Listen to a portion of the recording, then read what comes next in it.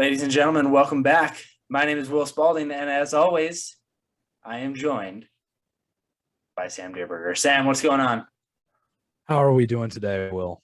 Today, Sam, instead of giving you some sort of adjective, I paused for dramatic effect.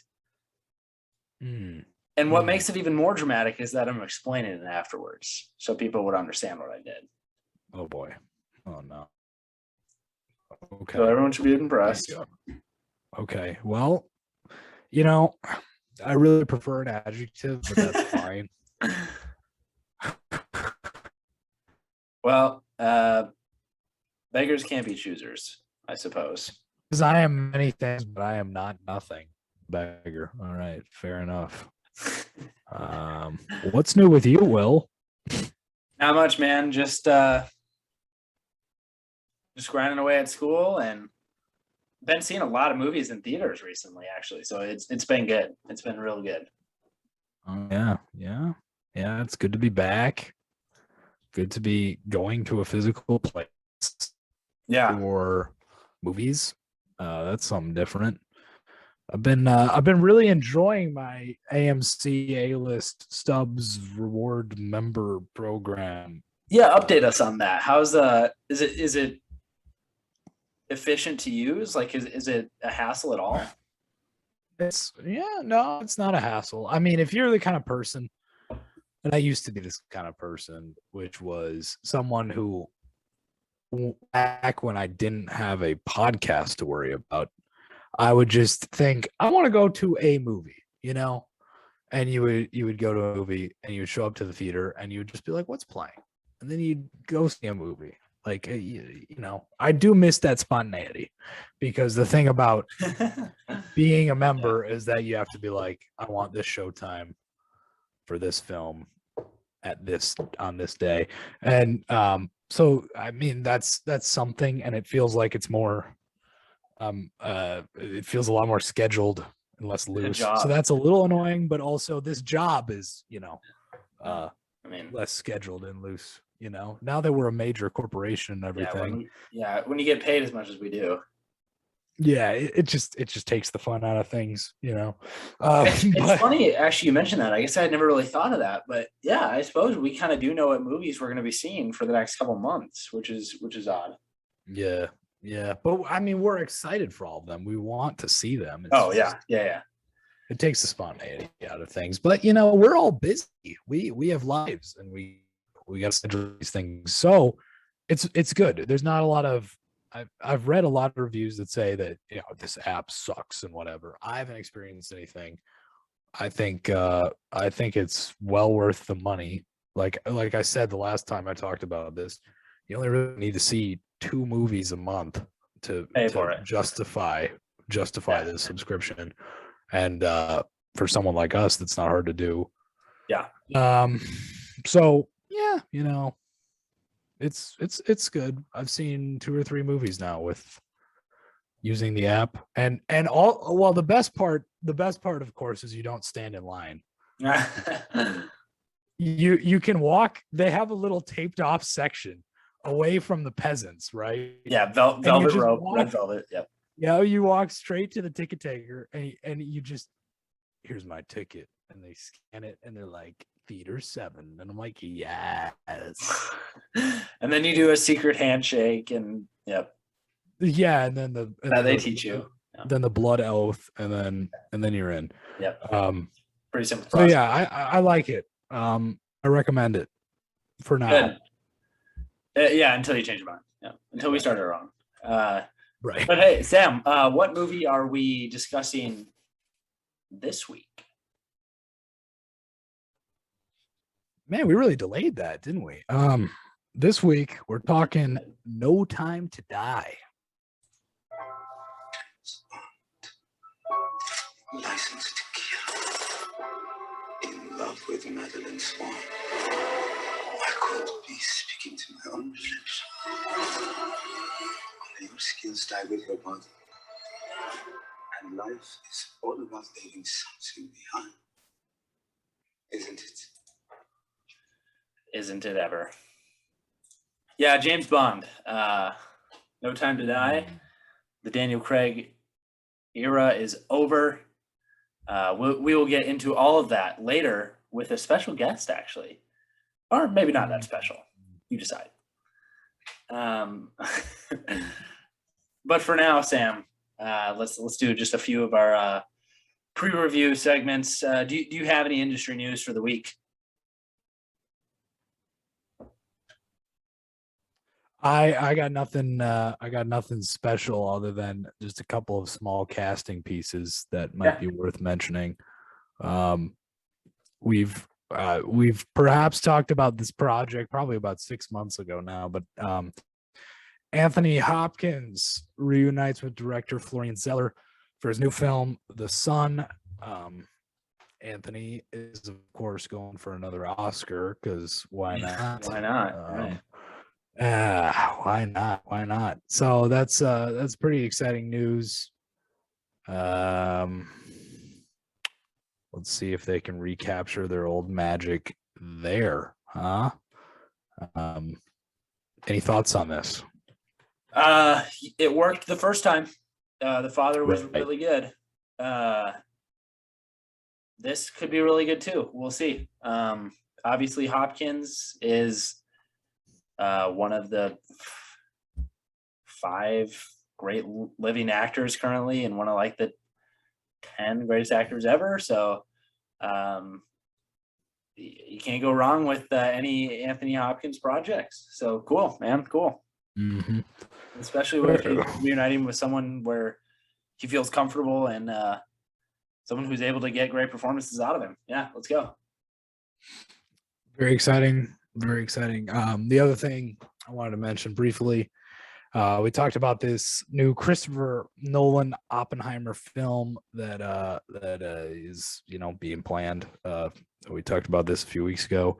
Cillian Murphy has been cast. Yeah, officially as J. Robert Oppenheimer, which I think that's a good casting choice. Yeah.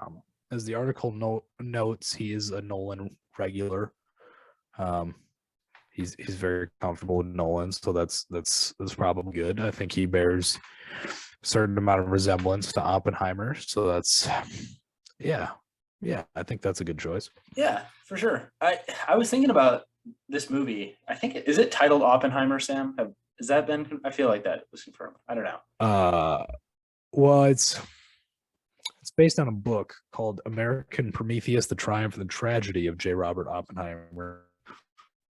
So hopefully it's not titled that, but anyway, whatever it is titled, I was thinking about it this week, and for whatever reason, I don't know. Tell me if I'm crazy. I cannot shake the feeling that this movie is going to be in black and white. I almost can't see the movie in color, which is odd. This just seems like no one's going to go really. He's gonna go full Fincher with Mank. I have a weird feeling this is in black and white. I don't know. I don't know. I think it's gonna be. I think it's gonna be a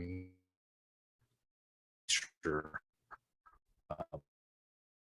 You kind of went with color and black and white. Yeah, something like that. Okay. Yep. That's what I'm thinking, but who knows? We'll find out soon. Right. Not soon, but we're very excited for this project. Yeah, this would be cool.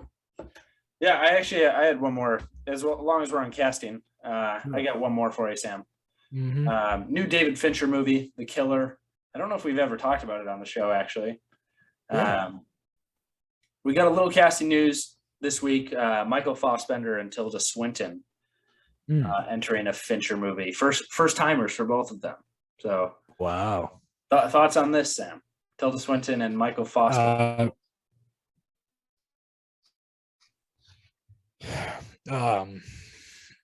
Fassbender is weird because he seems like he should have been in various Fincher projects before. You know what I mean? Like that really. He's such a great actor, man. That's kind of his. It just seems like his vein, Like it seems like he's made for a Fincher movie. Yeah, quick. So that's pretty exciting. Tilda Swinton is a weird choice too, because she's Tilda Swinton. She can be really offbeat, but we can see that she's really capable of these dramatic, dark roles as well. We see her in. We need to talk about Kevin or one of those. She's a very capable dramatic actress, so that's cool. It'll be interesting to see what type of roles they take on the killer. And it's Fincher returning to his genre, I suppose, right? After a departure. Yeah, some thriller action. Yeah. Mm-hmm. Yeah, so that could be cool too. I'm excited for all three of those movies and said casting decisions in them. So cool. Yeah. Sam, if you don't have anything else, we can move on to a little game. Oh, a game. All So, right. Let's do it. Similar to Kiss, Marry, Kill, Sam, instead of doing writer, director, actors, I thought since we're reviewing a franchise movie that I would do some franchises for you. I wanted to choose three that have at least a large cultural bearing, and three that you wouldn't scoff at. Okay. So I'm gonna go see three more, keep them where they're at, or just delete. You have. I'm gonna throw these three at you. Star Wars. Yep. Indiana Jones. Mm-hmm. And Middle Earth. So Lord of the Rings plus The Hobbit. Ooh. That's actually tough. That is tough. We'll keep in mind that there's no really future Middle Earth movies, but there is an Amazon TV show coming. So we'll kind of count that. The interesting thing about this is, like, I'm a casual Star Wars fan. Yep. As I'm talking to you with your New Hope poster sitting literally 5 feet behind you, I'm a casual Star Wars fan. I like Star Wars just like, everyone in America likes the Chicago Bulls in the 1990s, Yeah. It's Okay. That's a good analogy. Yeah, you appreciate it. You like it. It's fun to watch. Am I deep into the lore? I mean, I watched The Last Dance, it's like, yeah, I watched Rogue One. I show up, it's important. I recognize Star Wars as such a cultural milestone. I also completely reject a lot of these obvious attempts by Disney to milk the franchise. Now, thing about this is it's such an expansive world and there's so much you can do with it. So I do recognize that. With Indiana Jones, of course, it's very near and dear to my heart. I could never delete it. I'd probably be dead if it weren't for Indiana Jones. So, and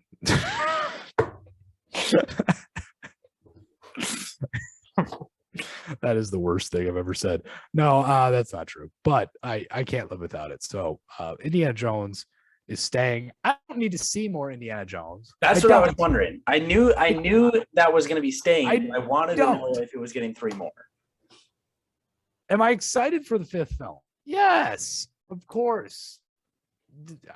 I don't think they could make three more Indiana Jones movies. I will say hypothetically they could. I don't think they could. Honestly, I'm happy to be cutting them off because I don't want Disney to do something stupid with it. I don't want recasting, of course. Yeah, but if it's Shia LaBeouf, though, you're in. If it's Shia LaBeouf, I'm in. I actually would trust Shia LaBeouf now more than I would in 2008. I I would think agree. he would bring out a new presence. But So is that your order then? I don't. Is that your order, Sam? Sorry, you cut out. Yeah, I'm deleting Lord of the Rings. Okay. And because Lord of the Rings, I think people tend to be closeted Lord of the Rings fans. You have to really talk to them to get it out of them before the nerdiness starts spilling out. With Star Wars, I am in great company in being a casual fan of Star Wars. I think that's 90% of the population. Yeah. Yeah, like, I 90% is a casual fan, 9% is like a super fan, and 1% is like, I've never watched Star Wars, and then those people, deserve to be ostracized. So I'd go the same order as you actually. Go Star Wars. They can make some more movies. I'm a fan. Keep Indiana Jones, and I'd be deleting Middle Earth too, and I wouldn't like it because I think those movies are good, but I never had a huge attachment to them growing up, and that's fine. But right, good. Right. I was very interested to see what you would do with Indy. I wasn't sure if you'd be letting him go on 3 more journeys, or if you'd be telling him 3 is enough. 3, because there is no 4th one, as we know. No. Yeah, it was a weird fan fiction. It was, there was like a financial crisis going on. We didn't really know what to do, so We just came up. Okay, they're not aliens. They're interdimensional beings. Yeah, yeah. And Spielberg's like, "What the hell are you talking about, George?" Love it. Love it. All right, Sam. Let's get into No Time to Die and welcome our guest in. Come on, Bond. Where the hell are you?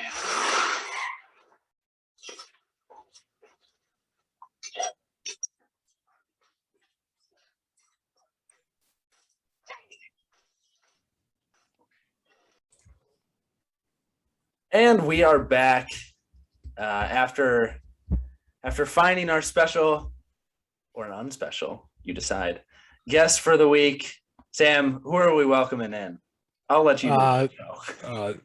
We're welcoming this guy, Grange Farr. He is a professional chef, professional golfer. Yep. All around and bondologist. And he has he wears a lot of hats. So we're very happy to have Grange on. Forget when Grange and I met personally. We go honestly too far back for my taste, but yeah, you guys go back further than Grange and I go back, actually. We go back to the Catholic school days. Oh my god, the Catholic school. Yeah, that was the best. Christ. But literally, yeah. So Grange, welcome on. Thank you. Good to have you. I'm really pumped to be on this. I'm really excited to talk about this new movie that came out. There's some things I definitely have to say about it. Boy. Grange, I just, before we get into our review of No Time to Die, I would just like you to know that I do have the capabilities to mute you. So if you're saying some blasphemous Sounds good. I will make sure that I keep my my volume to a good tone and my words to good speech. Yeah, well, Grange has taken a lot of podcasting classes. When he found out he was going to be on this episode, he took a 72-hour course, nonstop. Right. I'm kidding. Hey, what's up? Oh, of course. And there we go. Grange had to leave the room already, so we're just going to get right into it. The first thing you learn in podcasting school is make sure your roommates are home and interrupting you while you're recording. Yeah. That's number one. Yeah. Number two, make sure if you're on Zoom, you zoom in from your mother's iPhone, because that's just textbook podcasting right there. Absolutely, it is. Absolutely, it is. So, yeah, we can get into it. So, No Time to Die, the 25th Bond movie, the 5th Daniel Craig Bond movie. I guess let me just start with my background with Bond. Then Sam, we can get into yours, and then Grange will get into your background, which appears to be the most extensive. So we'll save that for last. absolutely. I was not a Bond fan growing up. I have seen all of the Craig ones, obviously, but none of like the Moore or Connery or Brosnan or who. There's one more I can't remember. Anyway, haven't seen any of those, but Sam and I may tease something at the end of this show that we might be doing in the future. I watched all of the Daniel Craig Bond films in 2019 in 2 days, because I thought to myself, oh my gosh, the new Bond film is coming out in like 3 months. I have to see all these other 4 before that. And then of course, cut a year and a half later, I finally got to see it. Almost 2 years actually. But yes, I did enjoy the Craig Bond movies quite a great deal. Some better than others. But that's really all the background I have. I've seen each of them once, although I have a feeling I may revisit them in the future because I was very entertained by all of them. But Sam, I'll pass it over to you. Get your general Bond thoughts before we head specifically into No Time to Die. Yeah, I know very little about Bond. It's one of the strangest, obviously one of the most longest running franchises, probably the longest running franchise. It is, yeah. But it's a weird franchise. It's a weird concept. This kind of constant recasting, but one that's really fascinating. I think anyone can subscribe to the theory that, James Bond, just like the code name 007, James Bond is just a name that keeps on going, and this is all one universe. I don't know how Grange feels about that theory. I know very little about Bond. I've seen very few of the movies. The ones I have seen are primarily with Daniel Craig. I think Daniel Craig is absolutely just electrifying on screen. I just love watching. I just love watching him work in anything. Yeah, he's just a very dynamic actor, and it's he's not a typical action star either, which I really appreciate. And that's all I have to say about that. But Grange, let's get into your Bond fandom. I want to hear about it. So my first encounter with the Bond film would probably have been with Skyfall when that first came out. I don't remember the year, but that's the first Bond film that I ever saw. 2012. 2012. Okay, so yeah, 2012, first time I saw it. That's 9 years ago now.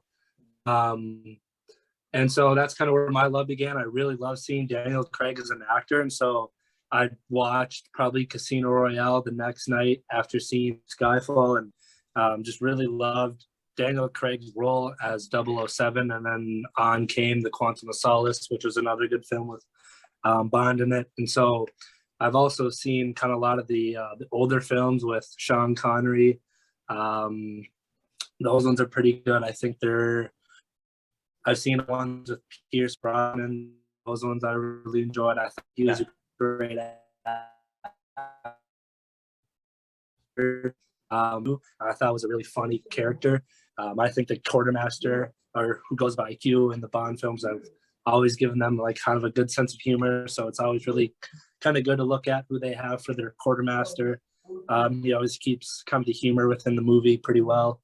And then Spectre, that was a good one. And then now they have No Time to Die. And so it was definitely a good watch, because I think from when Bond, as Daniel Craig first started out in Casino Royale, it was always kind of a series of events from each movie to the next. So in Casino Royale, you had things lead up into Quantum of Solace, and from Quantum of Solace led into Skyfall and kind of so on. So this is kind of good to see how they wrapped up all the Bond movies with Daniel Craig in them. Yeah, Grange, let me ask you, who is your favorite Bond actor? Is it Craig? So my favorite Bond overall would be Daniel Craig, without a Okay. doubt, and then probably my second would probably be Pierce Brosnan. Okay. Yeah. Cool. Good. Well, yeah. So Grange obviously has more background than Sam and I do, but we can get into No Time to Die now if you two would like. And I guess Sam, let me get your general thoughts, spoiler free, before we go full spoilers. Yeah, I'll just say, just hit on primarily the theater, the theatrical experience. Awesome. You see No Time to Die on a Friday night, pretty packed house. Had to reserve my tickets beforehand with AMC A-list subs, and That's a sponsor, by the way. that's No, I'm kidding. when I need a movie.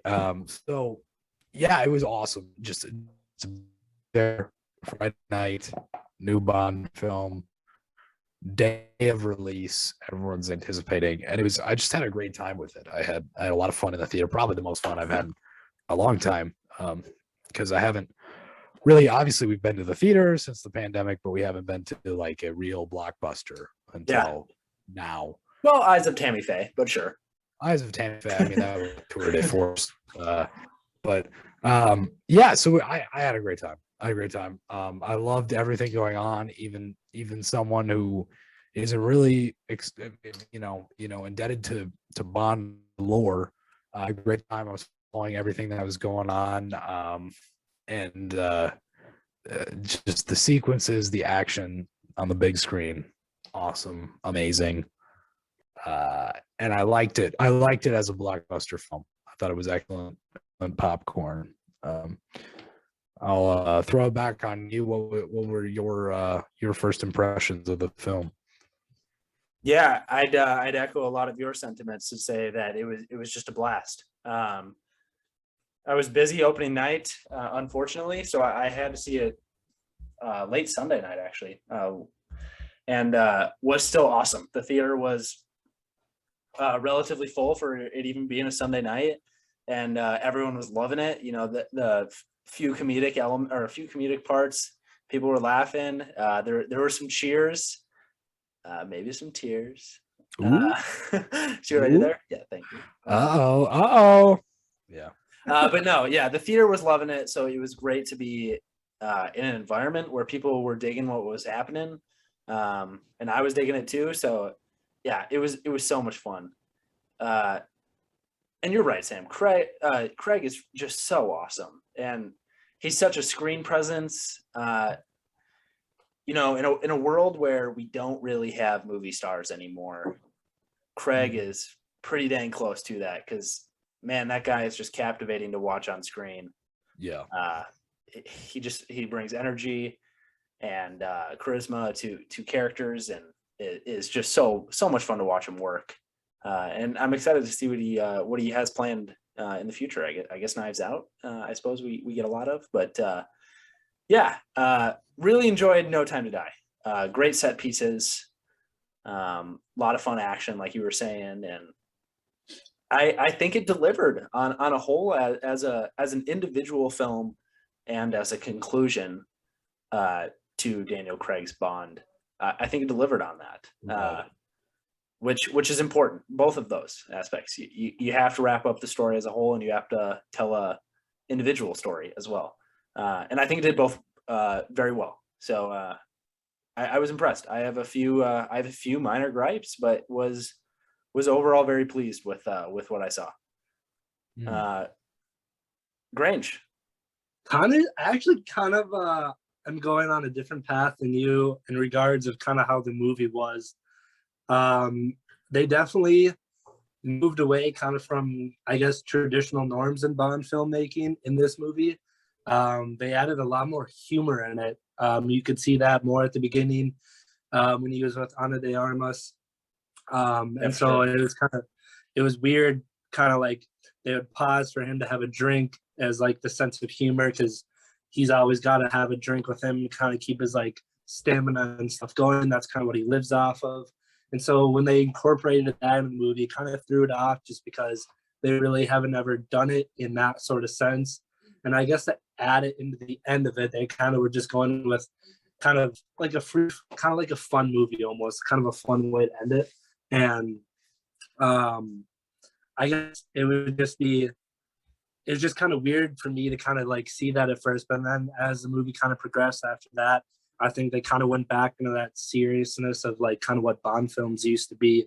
They used to definitely have humor in it, but I didn't think there was that much humor into it where they would like pause the movie for something to like add something in there humorous.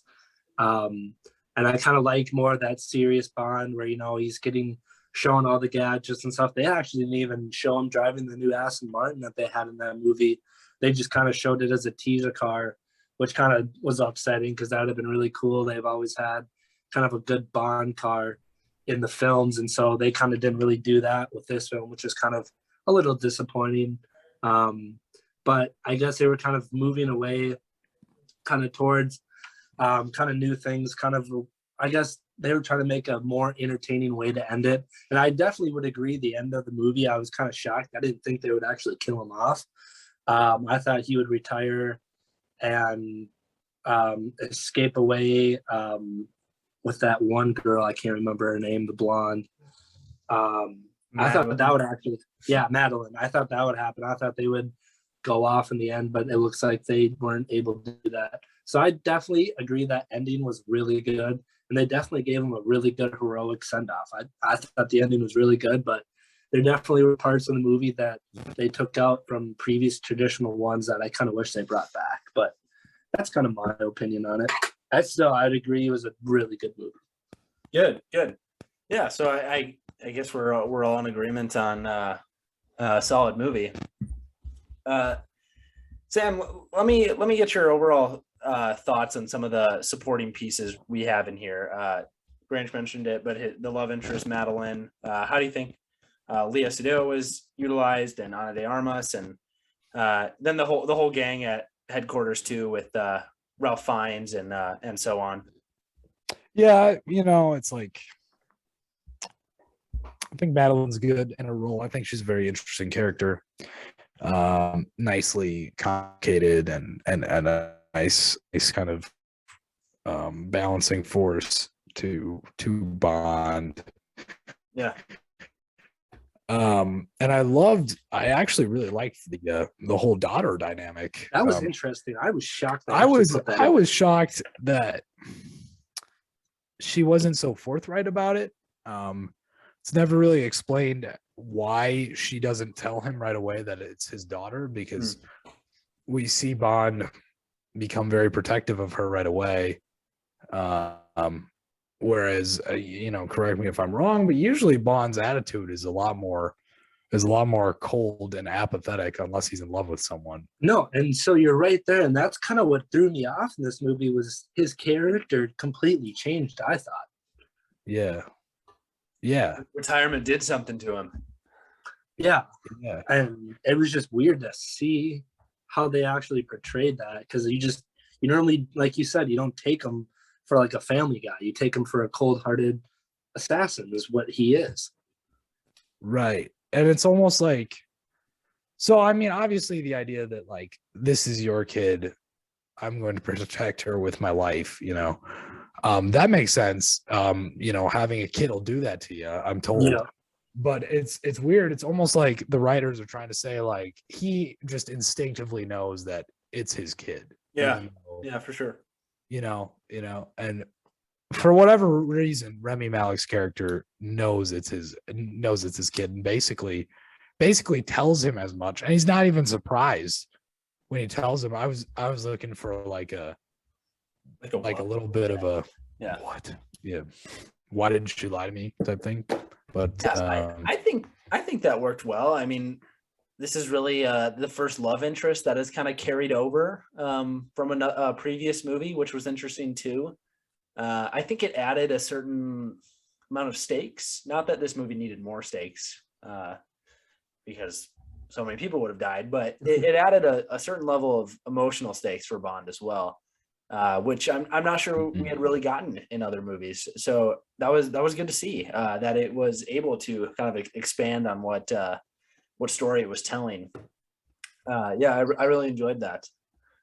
I will say and tell me what both of you guys thought about this. I thought, because I was asking about sporting characters, I might as well mention this. I thought the Ana de Armas stuff was really shoehorned in there. I think you're 100% right. Clickbait. I'm not sure what that character was doing. I mean, I know why Ana de Armas is here. I'm sure her and Daniel Craig got along great on the set of Knives Out, so they wanted to do another movie together. Not sure what that character was doing. She was playing like a dumb spy in a sense, but was like really good at her job. Yeah, because she was. She doesn't really do anything though. I mean, we meet her and then they go do a slight mission together that Bond certainly could have done by himself, and then she leaves. Yeah. So, yeah, Grange. I kind of guess it's like you said, more for a comedic value than anything. Yeah, that definitely was something they added in there for humor, and I mean, it was great to have her in that film. I thought she looked great, without a doubt. But yeah, it definitely was a little off-throwing at the beginning of the movie to see that kind of happen, because they really never have done that in a Bond film. So it kind of seems like they were just kind of playing around with a few things in this film, and that kind of was one of them. Once you say that's an underutilization of someone as capable as Ana de Armas, it's like you could have taken any relatively attractive actress and thrown. You could have put Gal Gadot in there too. God, for God's sake, you can put Gal Gadot in there. You could put I don't know, Rosamund Pike, if I'm just spitballing. Yeah, but she doesn't care enough, dude. So she doesn't care. Yeah. Oh wait, she cares too much. My bad. She cares a lot. Sam, that was 2021. But yeah, so that was this. It's dude. Yeah. It's still 2021. Let me ask you both. Never mind. Anyway, let me ask you both. Sam, we'll go you first, and then kick it over to Grange. What do you think of just the general story here of Malik's character is just destroying the world through these nanobots, and I don't know. Yeah, just give me your thoughts on that. They kind of discuss it a little bit, that this is also kind of different, that you used to be able to look the killer in the eyes, but now they're everywhere. So I don't know, just briefly discuss that. Ooh, yeah. The I think the nanobots are a cool little MacGuffin. Not MacGuffin, more like a plot device. They're cool. They I thought it was kind of like that's a neat concept, but kind of contrived. And then we at the end, where I guess we're already into spoilers, so it doesn't matter. At the end, where Bond realizes I'm not going to be able to come in contact with Madeline or my daughter now without killing them. I loved that. That's a great twist. Really effective. Great.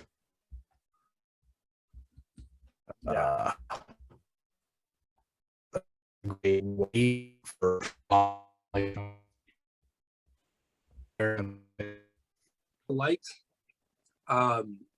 I kind of like that part of the movie. Can you actually repeat that? Because I just had a train of thought and I'm trying to think of what I was going to say. Yeah, I mean, just with the end of the movie and his realization. Okay. Yeah. Contact with Madeline. Yeah, so they kind of gave him almost there like a choice. Like he could still live, but you'd have to live with the consequence of not seeing Madeline and then his child. And then they had the choice where he could just die and not live with that consequence. So it's definitely interesting to see kind of that choice that they put upon him and kind of what the result was because of it. Mm-hmm. Mm-hmm. Yeah, that's a really effective telephone call at the end as well, between him and Madeline. we're jumping all over the story now. That's all right. Yeah, the ending is great. I guess Grange, get into more some more of your likes and dislikes. Yeah. Just in general. I would say so. Like what your question was previously about, kind of the nanobots and the villain himself.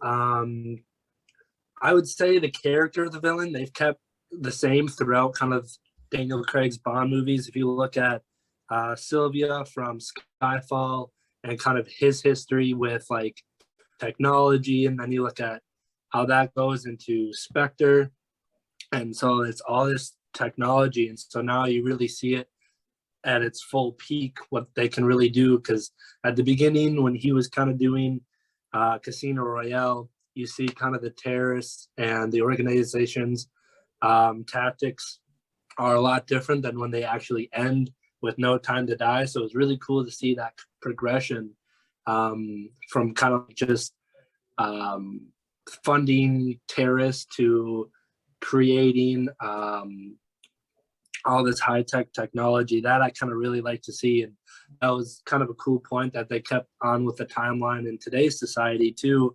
to just see that. As far as the character of the villain, I thought he was kind of, I don't know, it was kind of weird to me.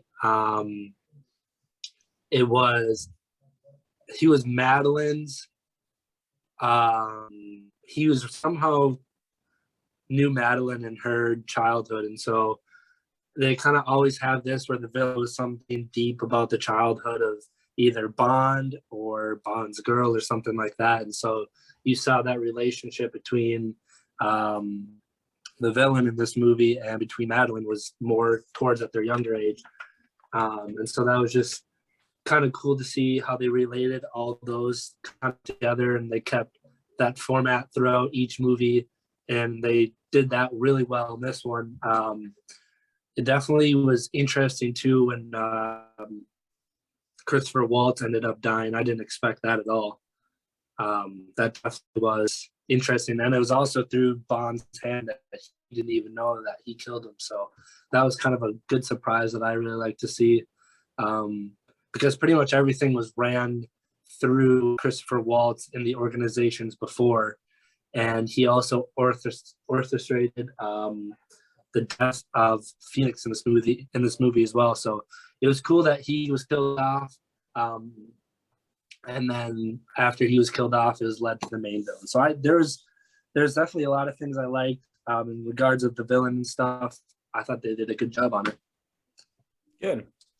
Yeah, Sam, likes, dislikes? Yeah, I echo a lot of those points. I think all of the character relationships work really well. Again, I'd like to reiterate that I think Ray Fiennes is an excellent M. He's an excellent replacement to Judi Dench. Yeah, for sure. He's awesome. Because he's Ray Fiennes. But I will say something about Rami Malek, because yeah, man, he's not good in this. Here's the thing. Like, I walked out of the movie theater and I've seen Rami Malek and other things, and I didn't like before I watched this movie. Like, I saw Rami Malek in The Little Things, for example, and I walked away from that movie thinking, and he was a villain in that. I walked away, well, sort of a villain. He's kind of an anti-hero. Yeah, anti-hero. I walk out of there thinking, oh, he's just, yeah, he didn't fit. You know, Rami Malek didn't fit in that movie.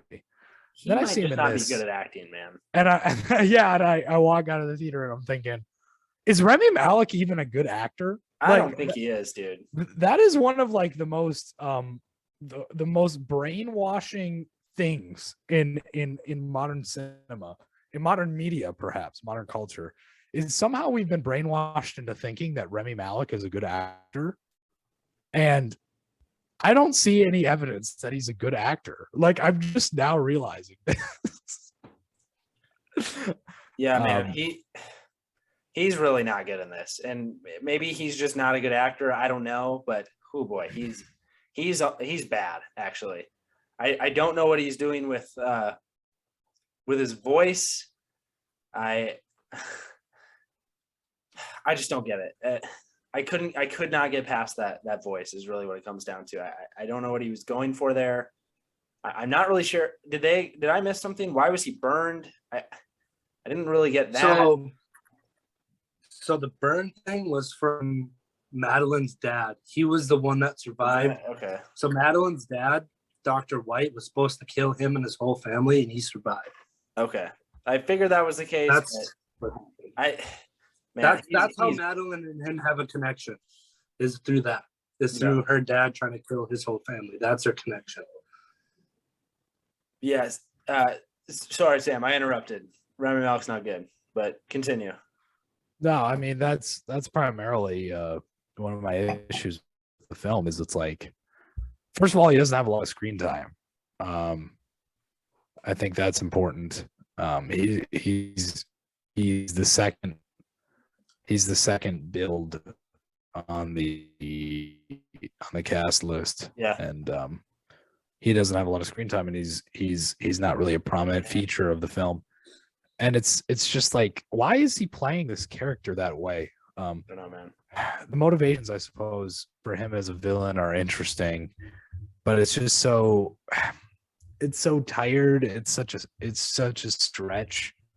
It's such a generic way to be a genocidal maniac. Like, he's like, why not?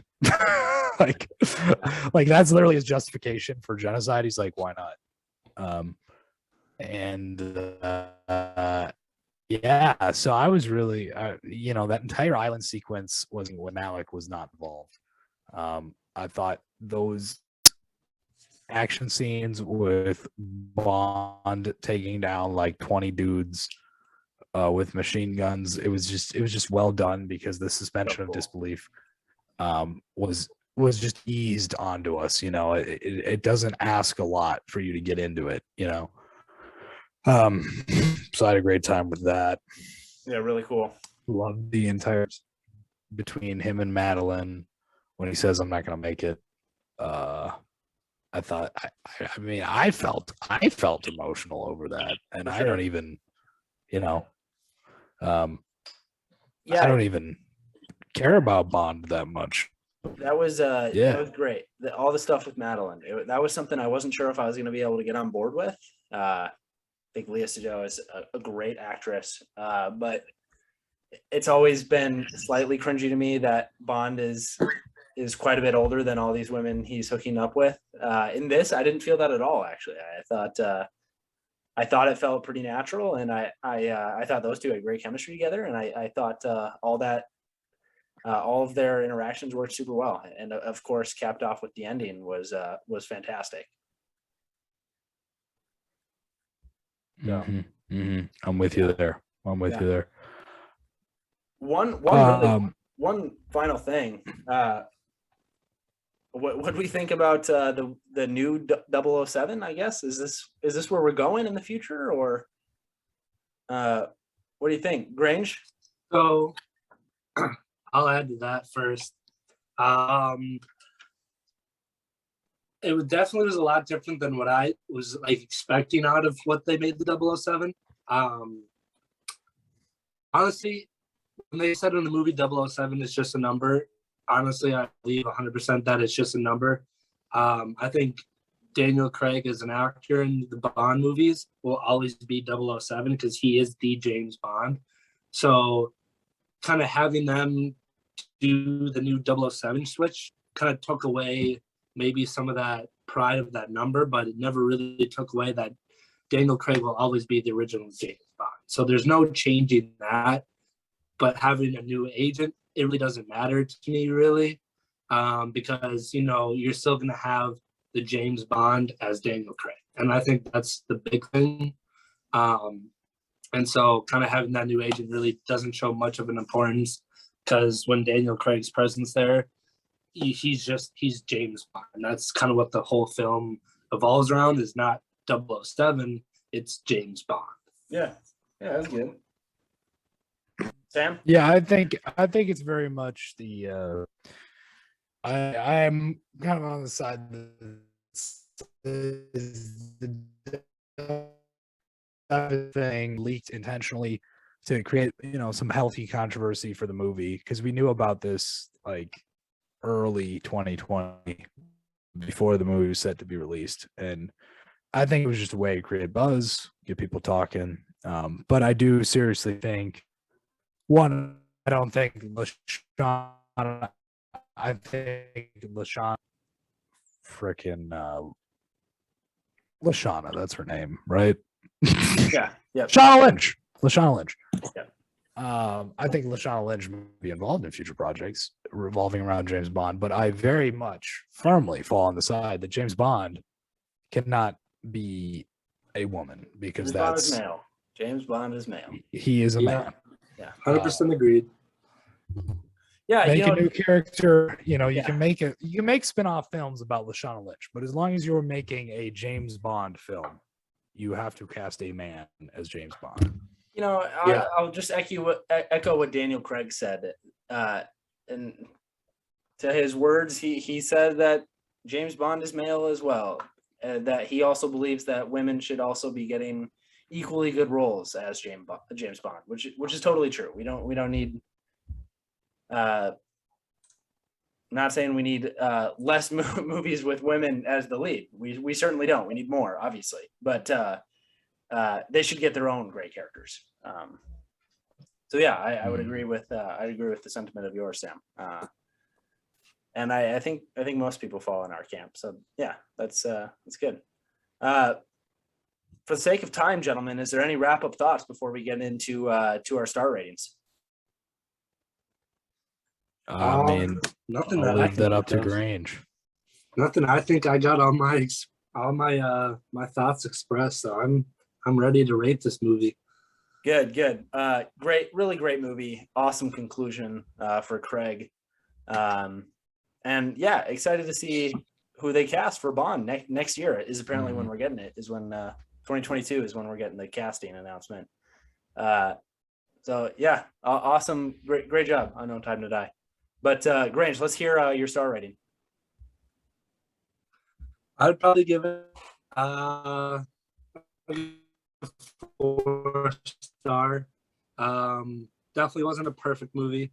There definitely were things that I didn't really like, but I think overall they still kept some of the same traditional things that they have in the past at the end, and they really gave a really great kill off, and he deserved that for all the years I've had Bond films on. And if you're gonna kill somebody off that great, give them a good kill off, and they definitely delivered that. So I'd give that movie a good 4. Sweet, man. Sam? I'm giving it. I think I'll give 3.5 out of 5. Probably for the simple difference that I'm not as emotionally attached to this particular character as a lot of Bond fans are. But I had a great time with it. I thought it was excellent for a blockbuster film. This isn't my type of genre, but I had a great time all the same. So 3.5 out of 5. Where are you at, Will? Right with you.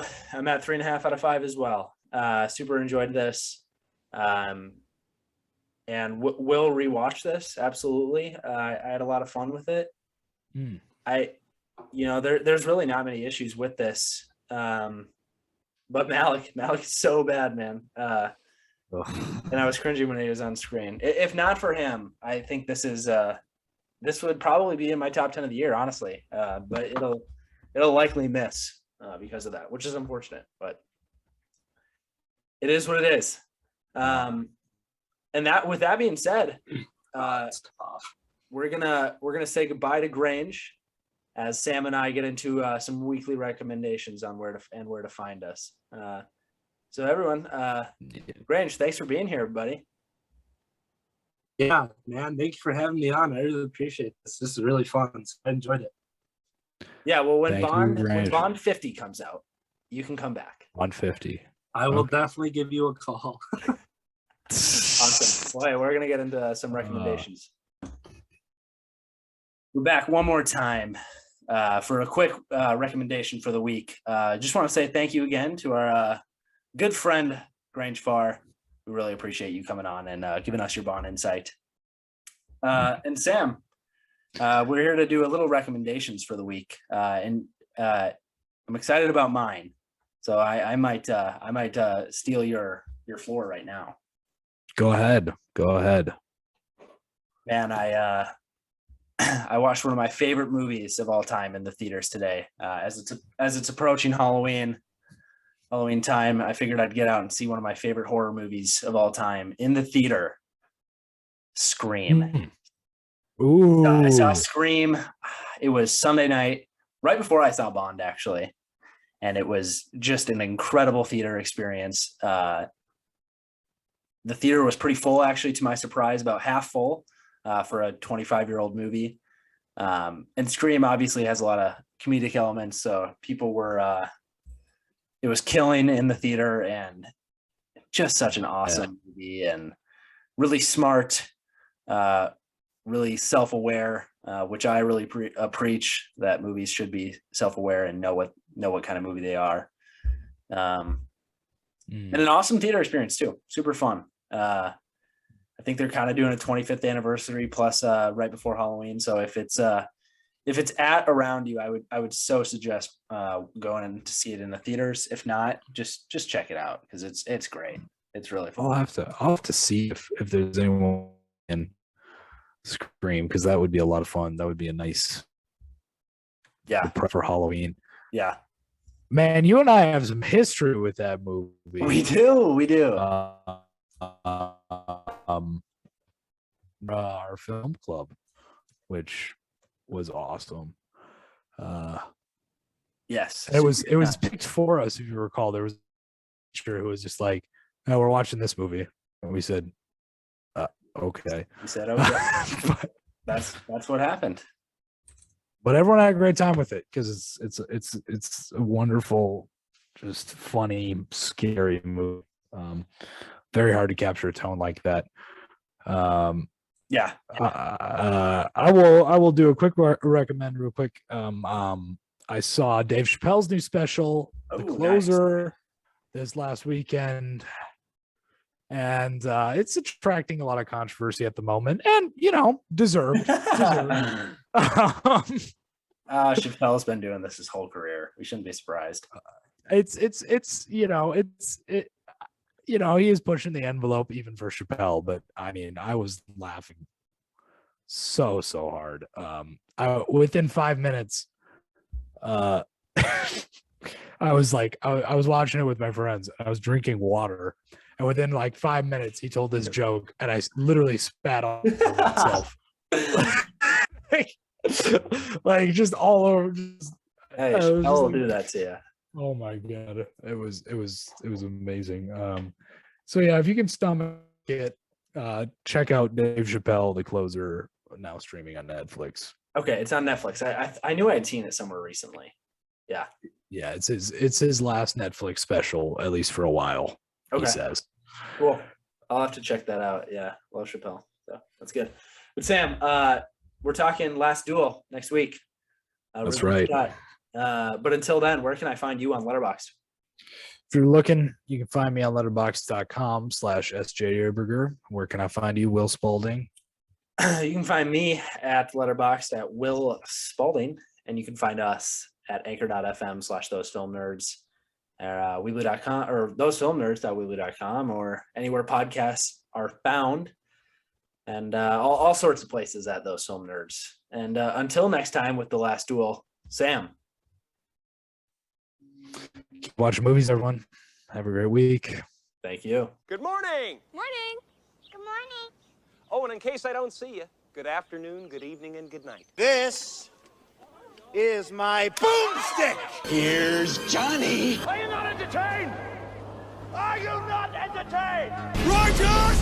Righteous! Yeah! I love the smell of napalm in the morning. Good morning, Vietnam! Houston, we have a problem. The first rule of Fight Club is you do not talk about Fight Club. All right. Ever thought about making a podcast? Well, Anchor is the easiest and simplest way to do so. Let me explain. For starters, it's free.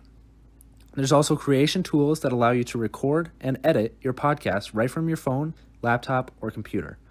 Anchor will also distribute your podcast for you, so it can be heard on multiple platforms such as Spotify, Apple Podcast, Google Podcasts, and much, much more.